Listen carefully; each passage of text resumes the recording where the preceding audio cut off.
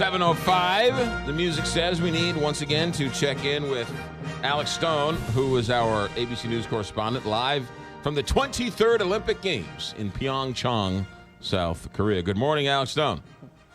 McGraw, good morning to you. And just a moment ago, we got a bronze medal, Team USA, bronze medal in team pursuit women. So some good news in the last couple of minutes. And about 2 hours ago, Team USA got a gold medal in a sport that the U.S. has never, at least on the women's side, never medaled in at all. And the men have only medaled in one time, decades ago, cross-country skiing. Pretty incredible to say that the U.S. took gold, and that's something dominated by Norway and Sweden and Germany and many other Eastern, at least European countries that for the U.S. to win that was a shocker to many of those countries. Yeah, you know what? I really enjoy watching that cross-country skiing. That's sort of fun to watch. You don't get to see that very often. Well, you mentioned a shocker, so this was an upset? She wasn't expected to win? Well, it's a shocker because going into it, that typically the U.S. just doesn't do very well. This was actually a team. It was Americans Keegan Randall and Jessica Diggins. It was an exhausting finish. They won it in the last 10 yards, came down to the wire between a Norwegian skier and Diggins, and then Diggins completely wiped out, collapsed on the snow in exhaustion after it was over. I mean, what it looks like they have to do to their bodies to get across that finish line, it just looks painful. But cross-country skiing goes back to the original, the first Winter Olympics, 1924 in France. The U.S., again, at least on the men's side, only winning the one time in the 70s or 80s. On the women's side, women were allowed in 1952 to take part in cross-country skiing, and we have any medal, gold, silver, bronze. The U.S. has never won one. Today that changes with the gold medal. That's great news. Now, that's good news for cross-country skiing. What's going on with the women's or with the figure skating? Not doing so well for the U.S. Yeah, unfortunately, not as strong as they would like to be. We are in 9th, 10th, and 11th place going into tomorrow night's freestyle skate.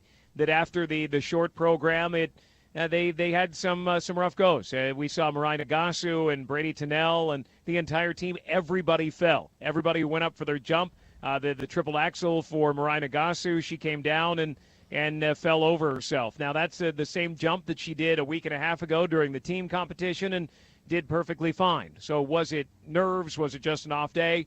We don't know, but we hope that they come back in tomorrow night and change it all up. Now, on the men's side, last weekend, Nathan Chen, he went from 17th place up to 5th place because he had a real good second performance. Still not good enough to medal, but the hope is that they can do that same thing, that if Mariah Nagasu is at 9th place, if she can make a jump like that, then maybe she could be in medal contention. Right now, unfortunately, she's not, though. The men's hockey team is out, and the Russia team is in. They could win the gold medal, but Russia doesn't get credit for the gold medal, right?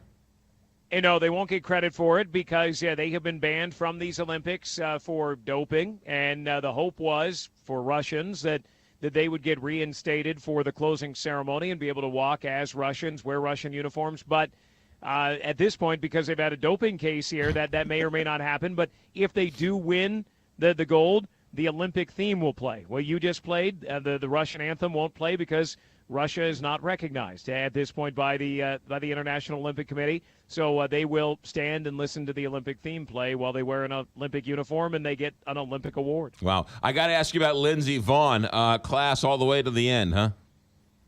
Yeah, she wanted the gold, obviously. She got the bronze. She had a little bit of a tough time out there just based on the fact that there are younger, faster skiers who are there.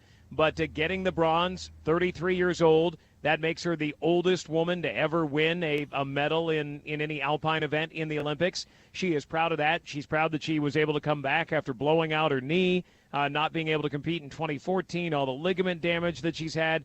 Everything she has gone through, that she could come back and compete again and compete at a level where she actually gets a medal. She says that she loves what she does, but she says her body just can't take another 4 years. She has one more event, the combined coming up overnight tonight U.S. time against Michaela Schifrin, and then she says she's done with the Olympics. Alex Stone, get some sleep at some point. ABC News correspondent live in Pyeongchang. Thanks for checking in.